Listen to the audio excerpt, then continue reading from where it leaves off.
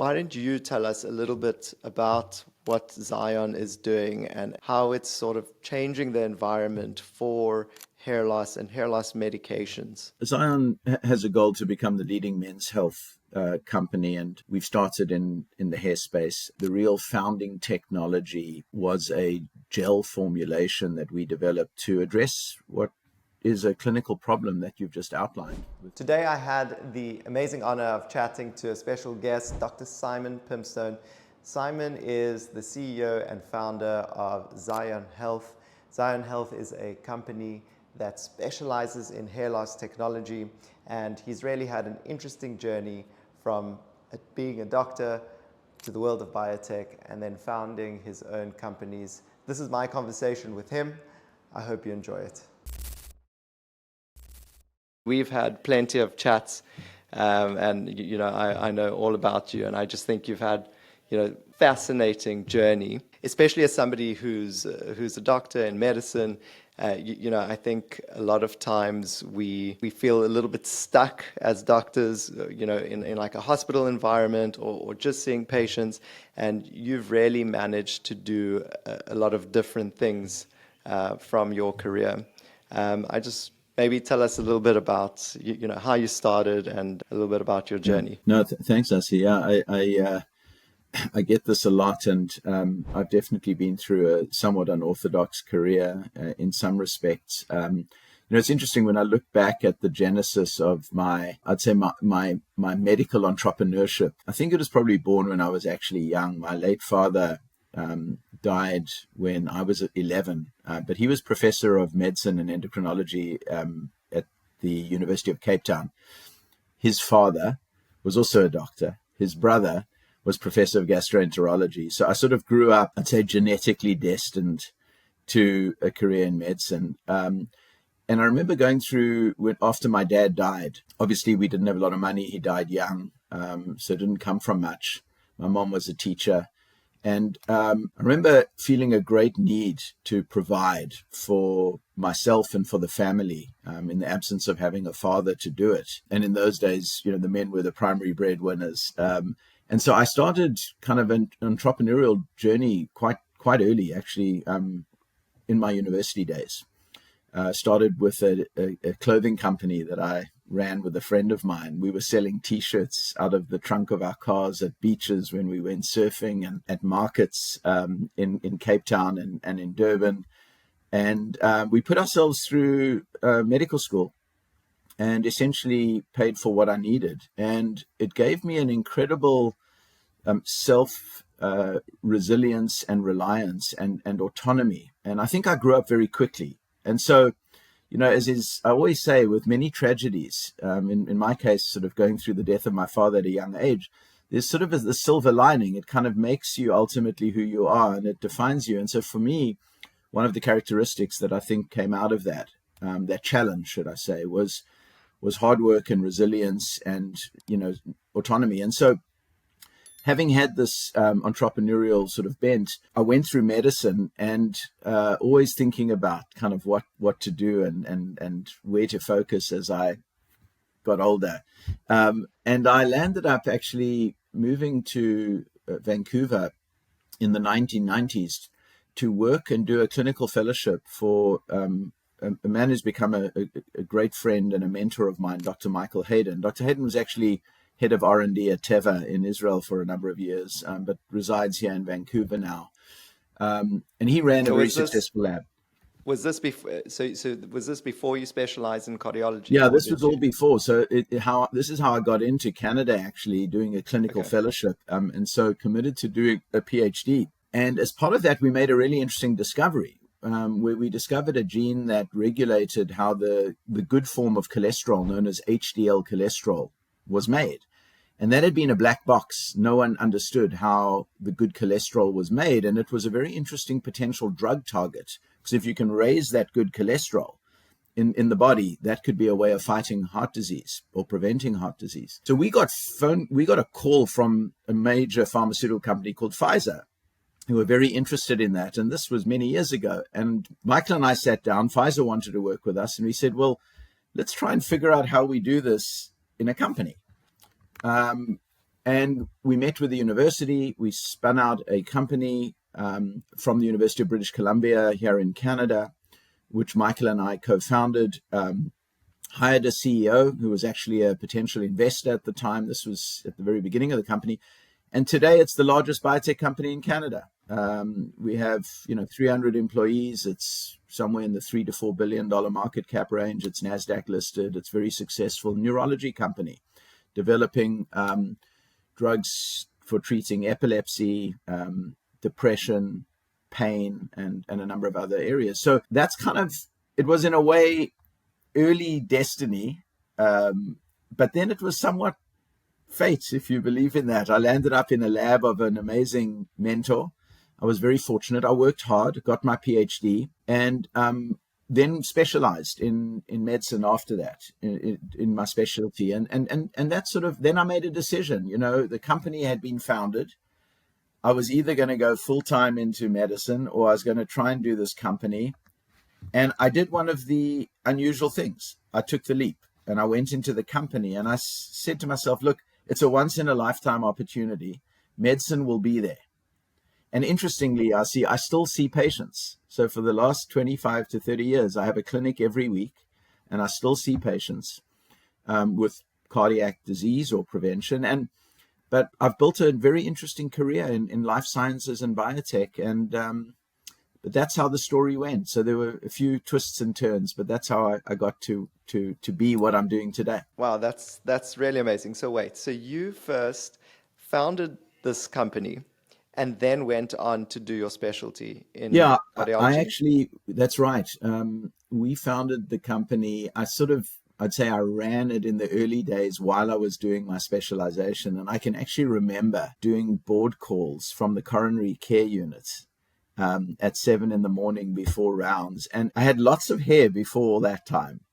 And I think it was that period where I just my hair just dropped. And, jokes aside, we'll get to my lack of hair, because it's quite funny that I'm CEO of now a hair growth company and I don't have any. But let's talk about that irony in a moment. Yeah, it was just very, very busy trying to juggle everything. And I had to make a choice. And this is one of the things I tell people in life. And I see a lot of young people coming to see me for career advice, wanting to go into medicine or the sciences. I think at some point you have to focus. You've got to become as expert as you can in something to do as well as you can in life. And one of the risks is when you are too spread thin across multiple things. And so I had to make that decision, which is go down one path, which I did. And, I look back and I question things a lot in life, because I like to learn from mistakes I make. It's the best lessons we learn, right, from our mistakes and our flaws and our hiccups. And that's most of what we do, is get it wrong, not right. It's how we respond to that, getting it wrong. And I think if I look back, I wouldn't have done it differently. It was a tough choice, financially a huge risk. I was going from a secure job in medicine to something which could blow up the next day. I mean, by building a company, particularly in the life sciences, is not for the faint of heart. It's a real roller coaster. But I threw myself in and worked hard, and we managed to do it. And it wasn't because of me. It was because of the amazing people that were with me on that journey. And that's another great lesson in life. You can't do stuff on your own. That's true. You need true. partnership. You need partnership and collaboration. And it's the skill, I think, in success in life is how do you work in that type of environment? And that's where people can really differentiate.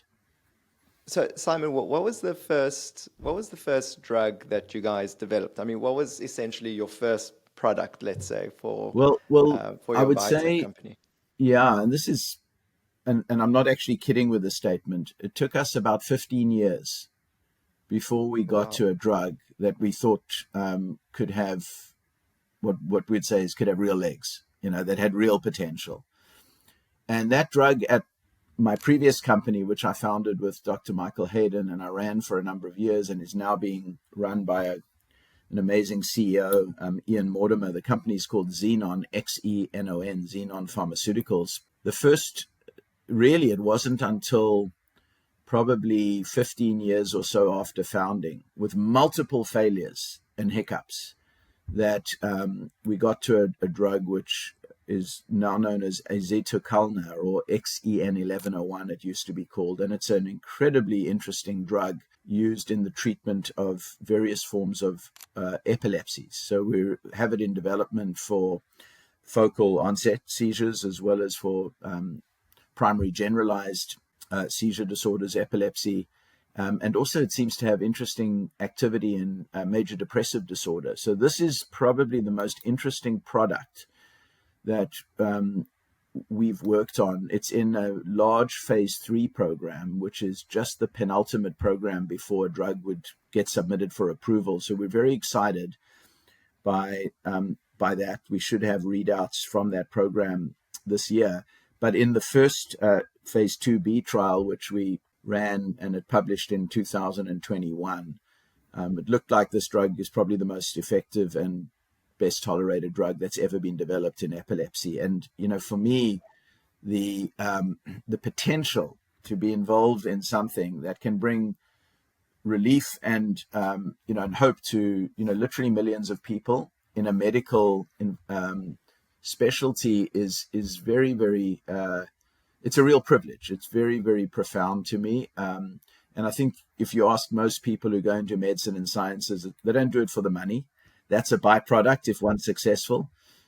But you really do it because you want to make a difference in a patient's life. And that's why you go into it. So to have a drug that has that potential. There's another company whose board I chair and was an early founding director of, called Eupraxia, EUPRAXIA, which is also a NASDAQ-listed company.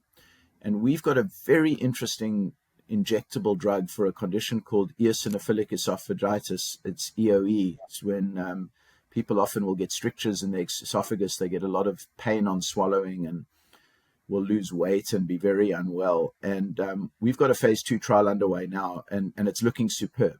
It's an injectable with a formulation that allows the drug, which is a type of steroid, to release very slowly into the tissue and relieve that inflammation in the esophagus and lower the eosinophils in the esophagus. So that could be a huge opportunity for patients suffering from that condition, which is a very severe condition. And when you hear the stories from these patients of relief, it's amazing. It's a real privilege to be able to be involved in something like that. And that's without a doubt what drives me. And we'll get to the hair business today, which is XYON, but that's some of the other stuff we've been doing. I mean, I feel the same way about hair. Myself, I was in the emergency room for a very long time. And, of course, you have moments where you feel like you've made a difference in someone's life. But I think, if you had to put it on a scale, I think that the stress was not worth it for me, at least. Whereas with hair, we rarely have, a relatively relaxed life compared to that. And, patients are still so grateful that you've pretty much changed their life. And I love it's funny. It's just hair. That's right, Asi. you'll know this well, but, I can speak from personal experience, and that's why people sort of laugh, oh, you're a CEO of a hair growth company. And, it is an amusing thing when you look at me. I'm certainly not the poster child for the after. But I went through hair loss in my 20s. And so it's very, very personal to me. And, one of the greatest things in medicine is when, as a physician or as a scientist or as a treater, you have empathy, meaning you've actually been in the shoes of your patients. And so having gone through that very rapid period of androgenetic alopecia in my 20s, I remember how anxious I was and how horrible it was and what an impact it was in terms of my self-esteem. Now, speed up 30 plus years, kind of got used to it. It's okay. And some guys don't mind at all. And, today I'm okay. I've had a long time to get used to it.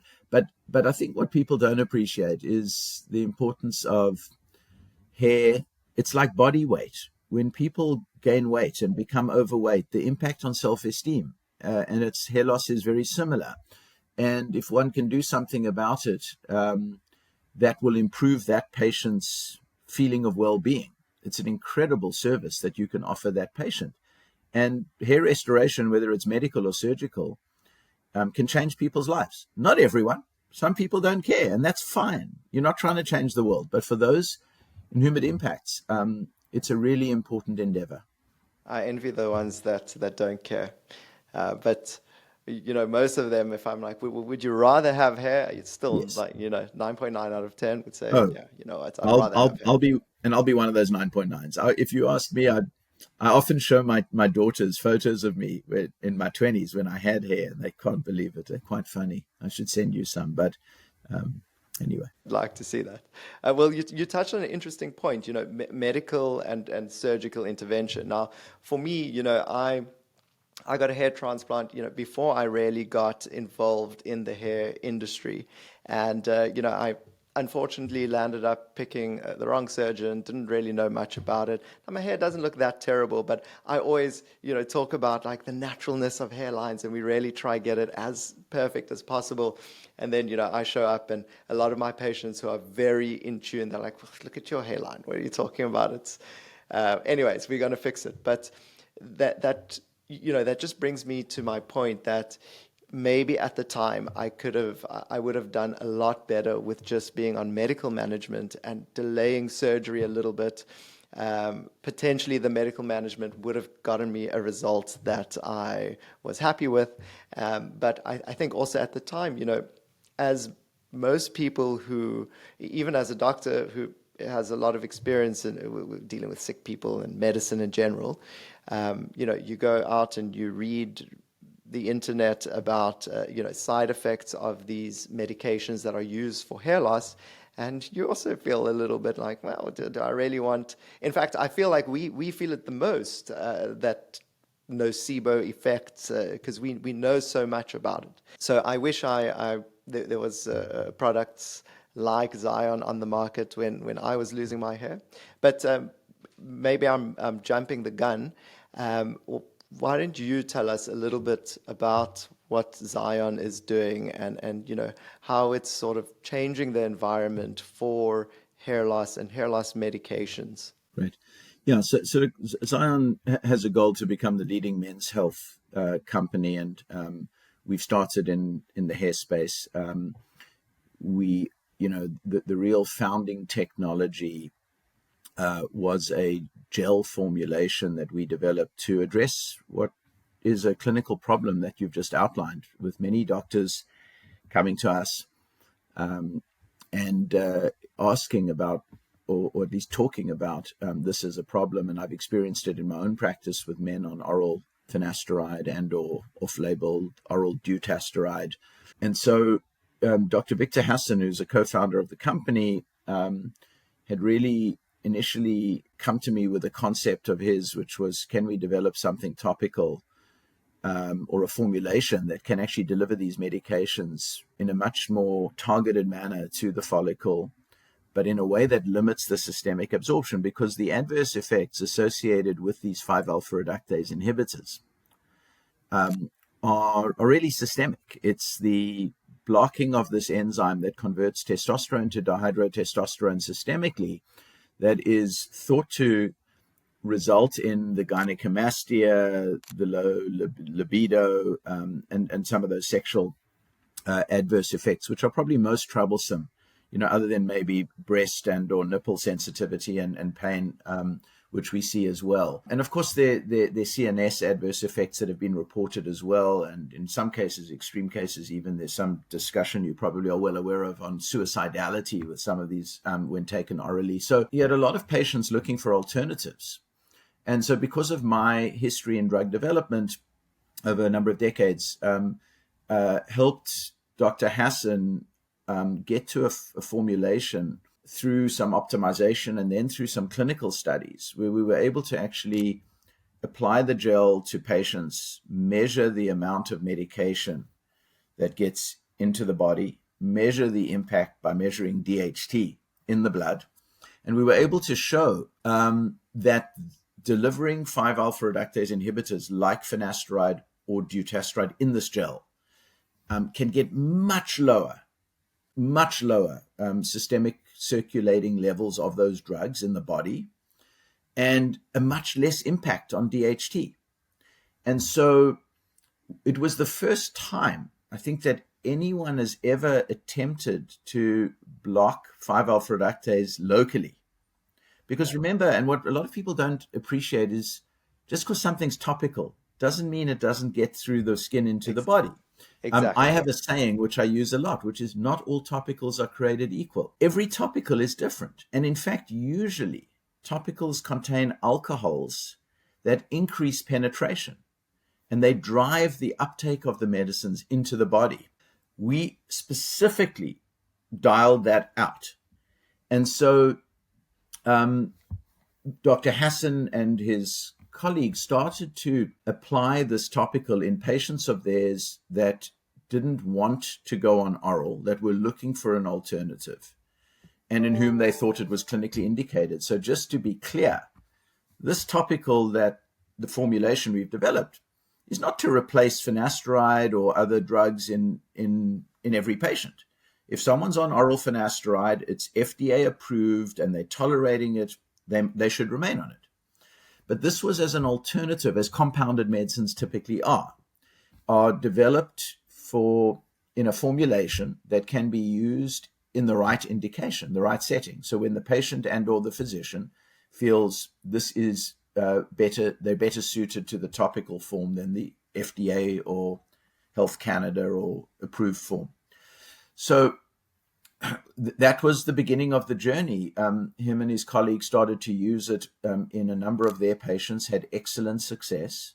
We're seeing very good results. And we landed up saying, well, why don't we make this available to patients who have either an intolerance of existing treatments or an aversion to, or are looking specifically for something that has lower absorption of the drug, and make it available to doctors who are potentially looking for something like that in some of their patients. And, just to reiterate, this isn't for every single patient.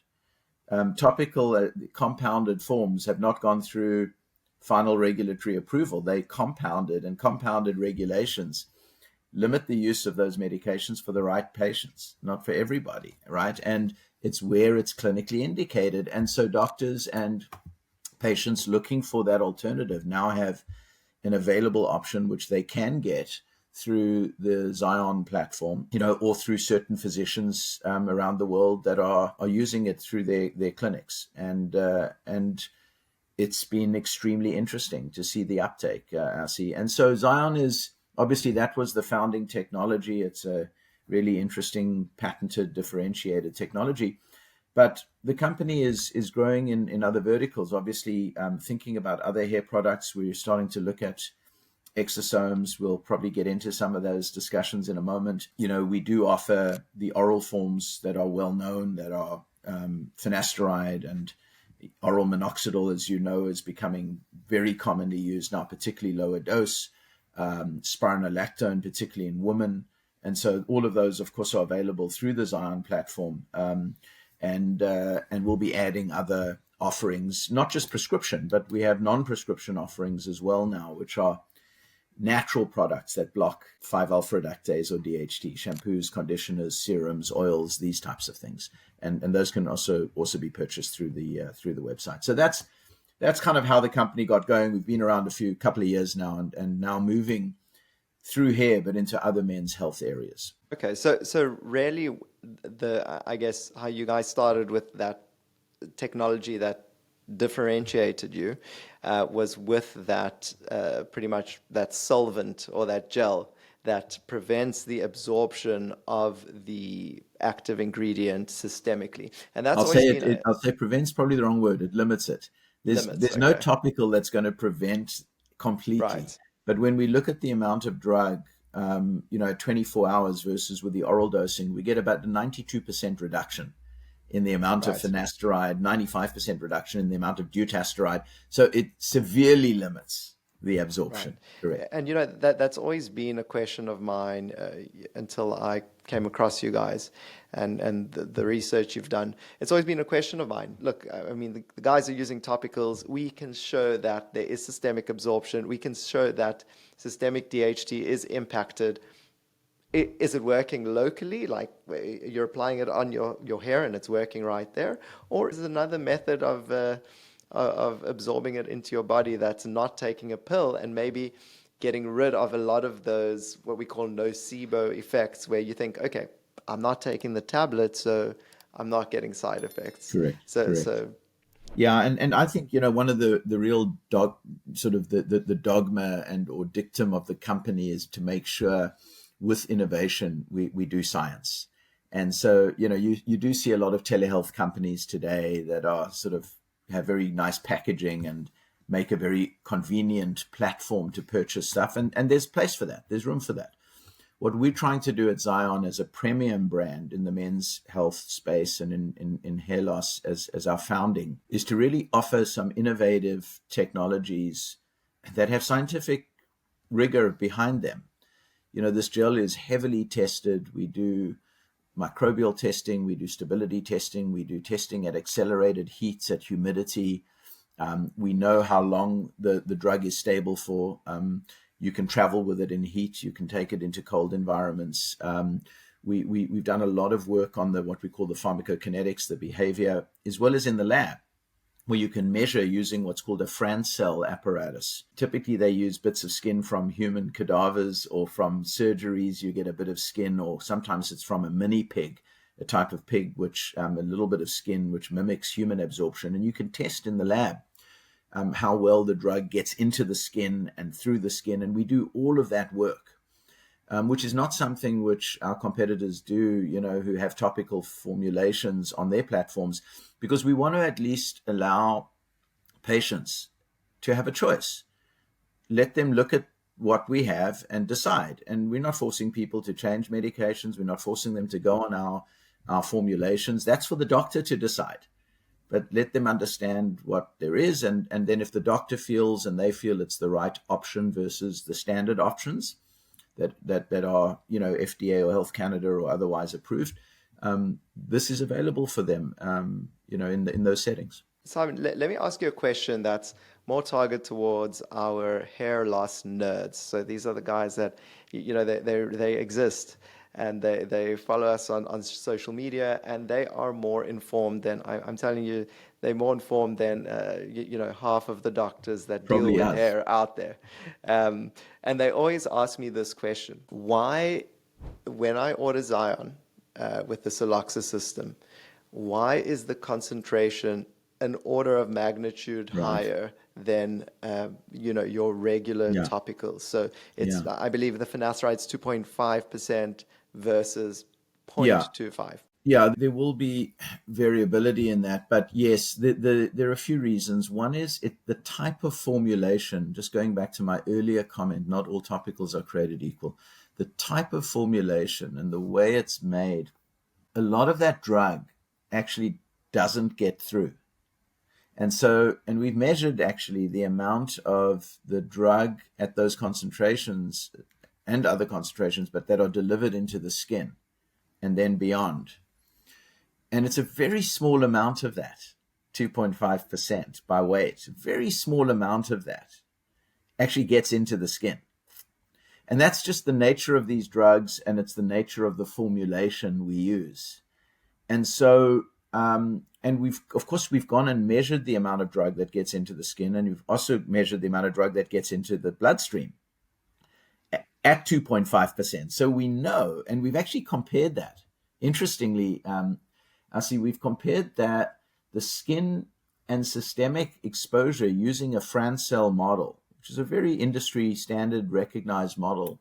We've compared our gel at 2.5% finasteride, as well as with dutasteride at a higher concentration, but at 2%, but 2.5% compared to other available forms of finasteride topically, which are more in PEG solutions and the standard stuff you can get online.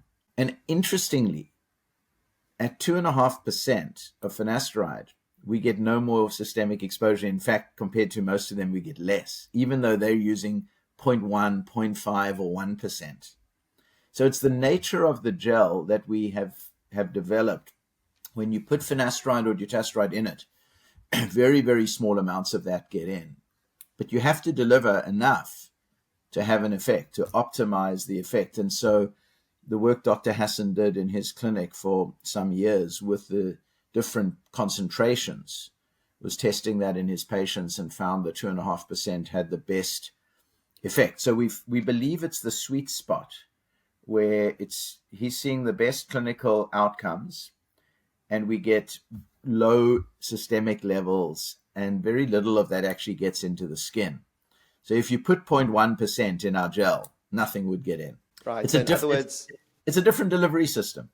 yeah, in other words, you have to sort of load the gel up to a point that it even works. And Correct. okay.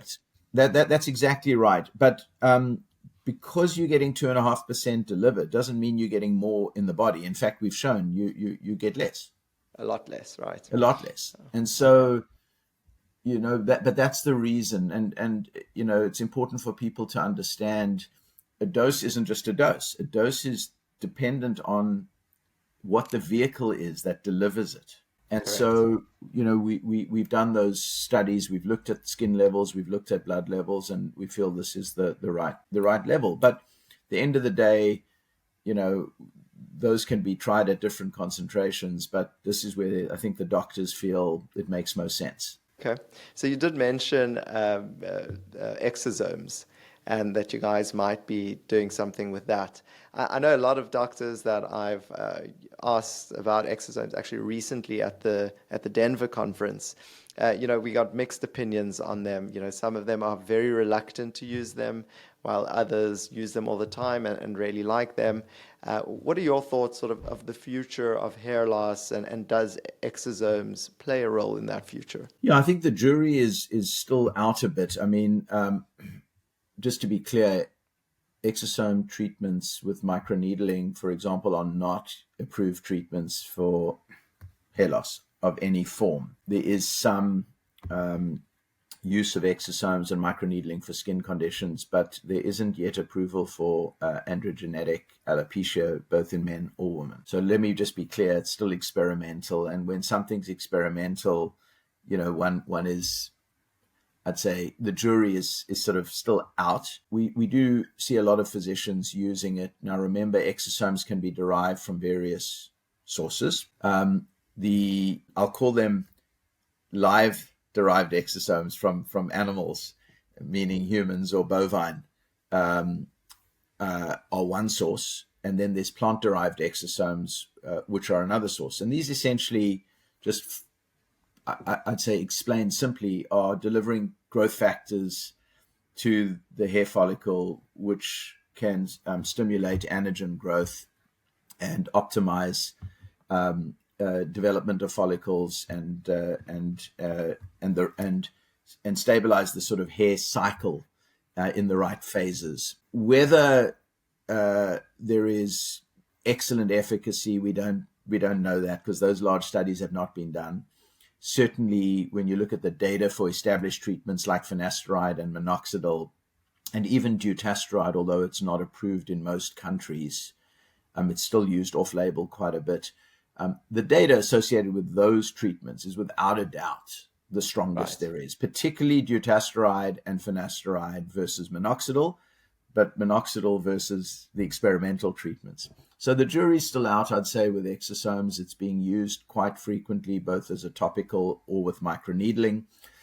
And I'd say, similarly with, you asked about other modalities. I mean, as we think about other modalities, obviously platelet-rich plasma, PRP, is extremely common. Again, not approved, doesn't have all of the evidence and all of the clinical data, but in some doctors' hands that are skilled, there may well be a place for that.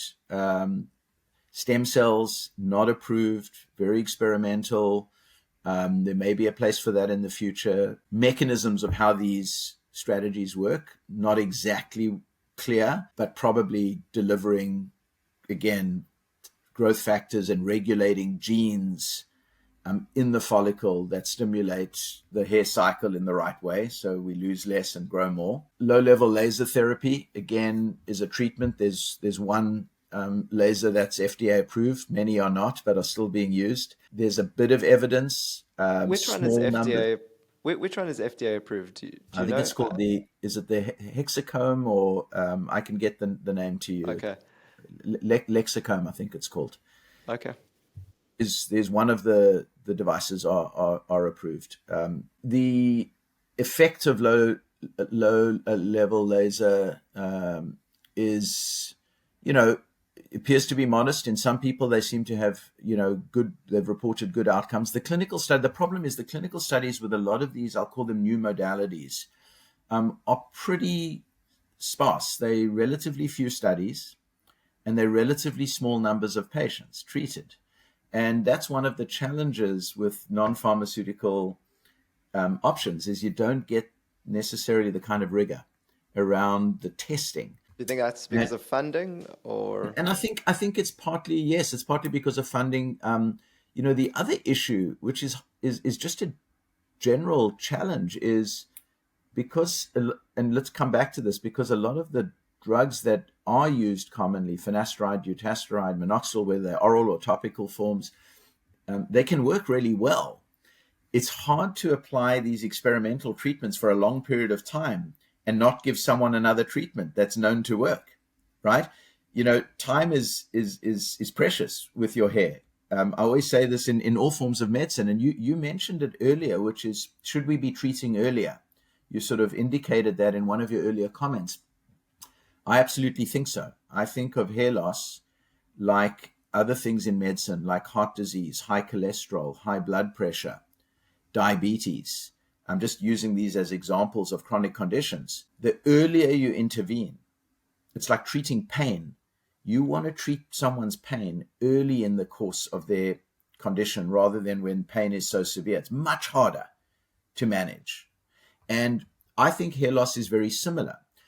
So I predict what you will see, because again, hair loss is so genetic. We see that highly heritable. It's not from the mother. It's what we call polygenic.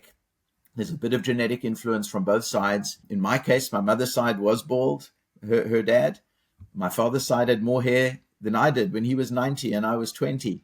But it's polygenic, and you need to intervene when there's a high risk. You need to intervene early. And we could talk about this for days, I'm sure, but I think that's probably, in my mind, one of the most important trends where I think this needs to go, is for young men, particularly because they lose their hair earlier than women, when they have a history, a family history, and they have signs of thinning. I wouldn't leave it 5 or 10 years. You gave yourself as the example, should you have gone on medical treatment earlier?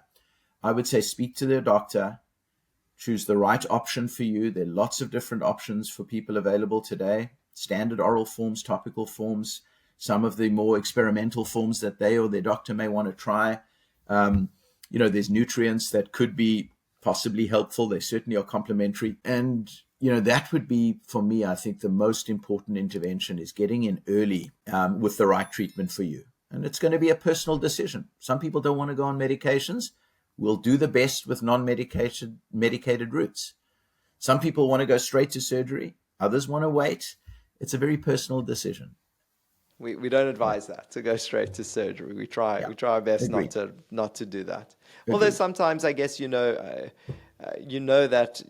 at least in 2025, nothing is going to grow hair on a shiny bald scalp, right? So I'm not going to be a candidate, correct? Yeah, most likely. So sometimes we know, if you're completely shiny bald in like a very specific area, yes, you can do surgery straight away for that, but still we want you on these medications to stabilize your hair loss and improve the quality of your hair. Improve the quality, improve the donor hair, the donor sites. Yes. I think it's extremely important. So again, these medications, and maybe I'll just add this point, as we think about medications for hair loss, the use with surgical patients should be very, very similar to non-surgical. They should be used pre-op. They should be used post-op and introduced at the right time if they're topical. Obviously, you want to recover from your surgical scars. But, even bridging with oral for a month or so post-op is fine if someone's on topical. But use of these medications, and we see this very commonly, is particularly men who have procedures. They land up 6 to 12 months later on nothing. They need to remain on, ideally, preferably on a 5-alpha reductase inhibitor, plus or minus minoxidil, to get the best long-term result. And we see almost invariably that isn't the case. They forget about their medicines.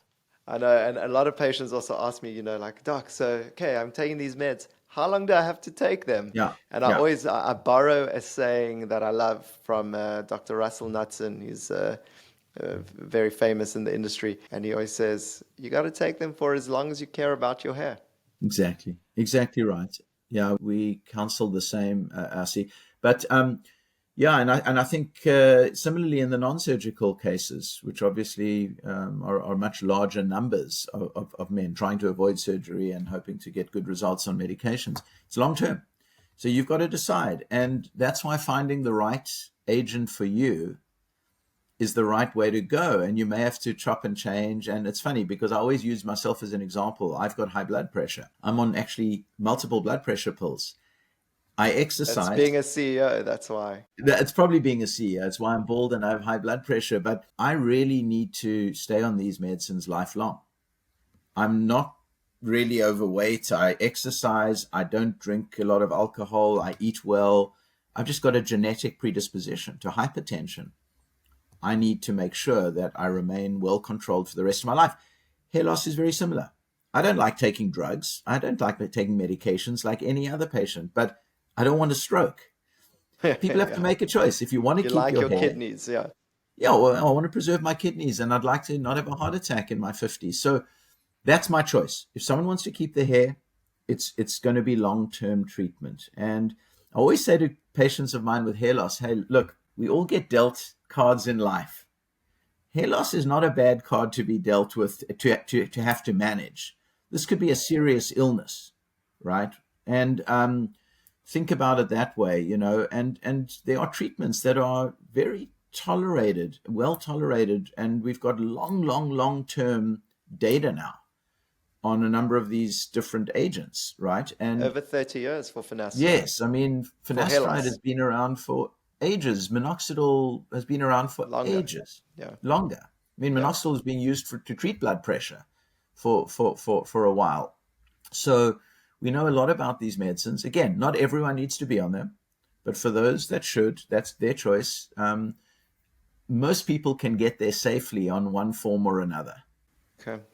Simon, I have a question for you. So, what would you advise a doctor who's maybe they've specialized, maybe they haven't yet, not really sure what they want to get into, and they're sort of stuck in a hospital environment and they kind of not really loving it. What would you advise them to do to maybe harness this beautiful career and do something maybe slightly different? It's a really important question, and it's always hard to tell someone what to do with their life because every being is different, and we have different goals and dreams and aspirations and work ethics, and so it's kind of it's a soup, our life, and everyone's soup is different. I think there are a few important points. One is I really do believe in getting a degree and doing the best you can in that degree for a period of time. So in other words, get a level of expertise.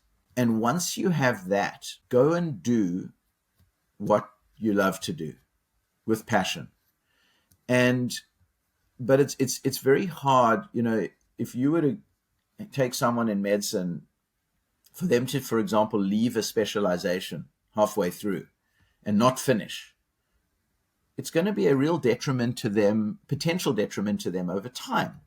If they finish and they specialize and they get done and they train hard and they work hard, the world becomes one's oyster. And so I always tell people, and I've told my daughters the same thing, sometimes we have to think about life as like a bank account.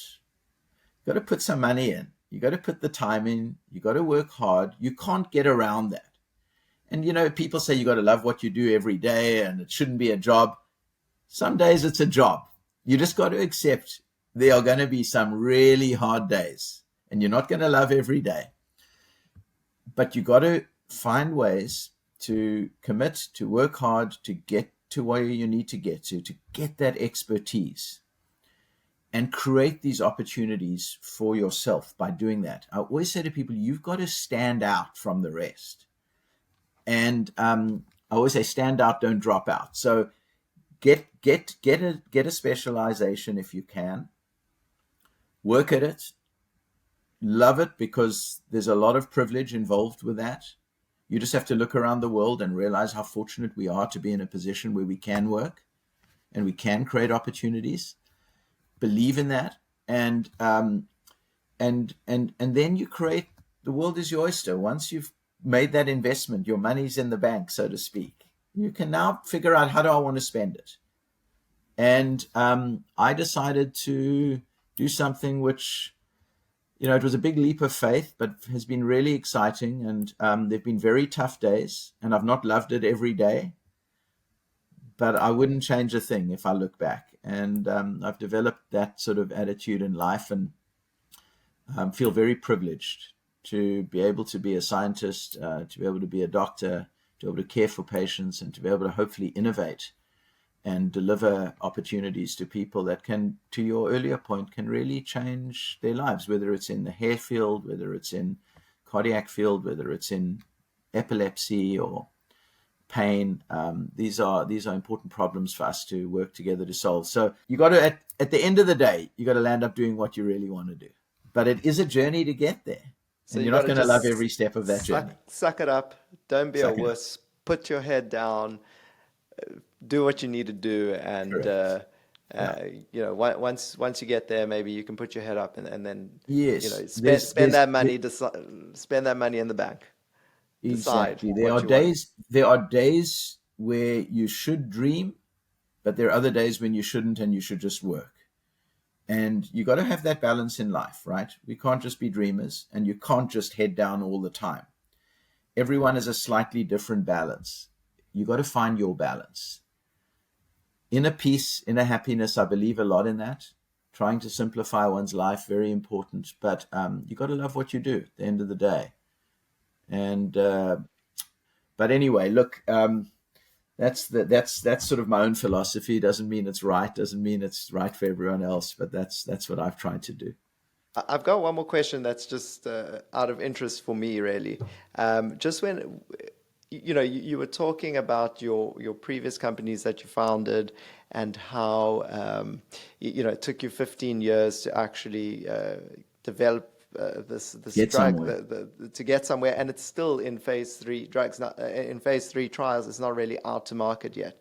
Now, for me, as just completely have no idea of how these things work. This company has a market capitalization of $4 billion. It's a very, I guess, profitable company. How does that work? Is it just speculation of people that are investing and think like, geez, this is going to be a great product? Or how exactly does that? Yeah. Well, let me just correct a few things. It's about $3 billion in US, and it's not profitable. Profitable will mean it's making more money than it's spending, so it's still spending more money than it's making, because it's the product is not yet available for commercial sales. So it's had to raise money from investors. So to your question, why do investors come in, and why do they pay what they pay? Investors are very savvy. They're clever than I am. They'll look at the product's potential, the company's potential. They'll look at where you are in development, and they'll do what's called a discounted analysis, where they say, okay, there's still some risk for the drug to get to market, so we're going to discount it by a certain amount. But if it gets to market, we expect sales will be this. And so they have complex models where they can essentially calculate or ascribe a value today. Knowing that if the drug gets approved, and if it sells well, it's going to go from this value to this value to this value to this value. So the market is usually right. The market usually sets not always, but usually sets a valuation with hundreds of investment funds that are invested in the company, doing their work and willing to buy shares at a certain price that creates a certain value.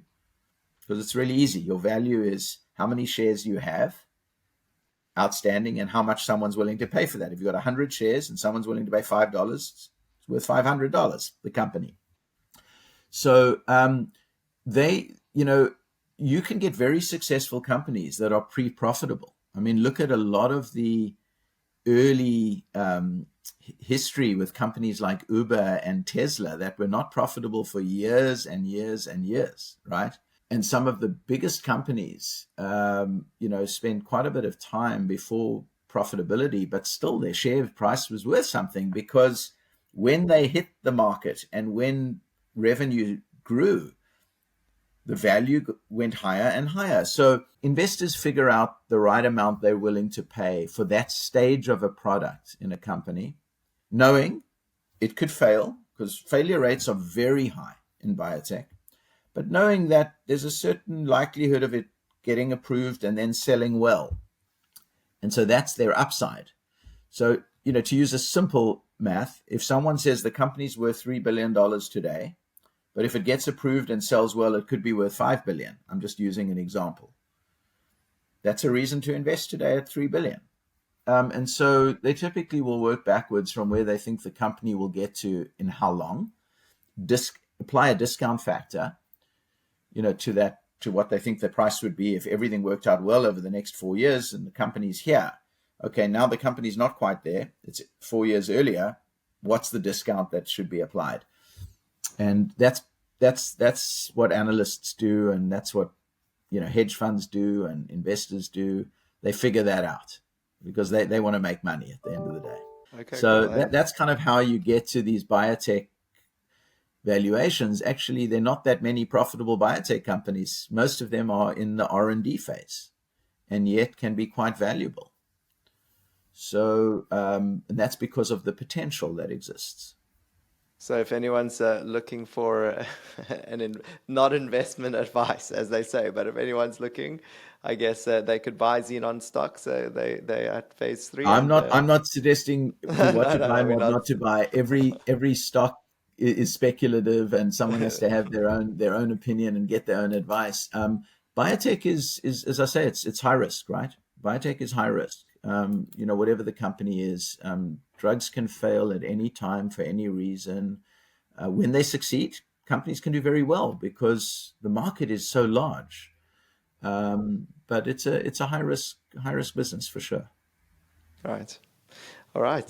Thank you, Simon. I mean, I think I've asked you pretty much everything that I had on my list. I don't know, maybe you want to add something or something that I forgot to mention. No, I think you've asked some really great questions. I appreciate it so much. I mean, I think it's trended into a bit of a philosophical discussion, and I think we all, including I'm sure many of your listeners, have times in our lives when we kind of not sure about what it is we're doing, and are we doing the right thing, and what should we do? And I've been through that, and we've all been through that, right? It's normal. I think be a bit gentle on yourself. Work hard, as you said. Put your head down.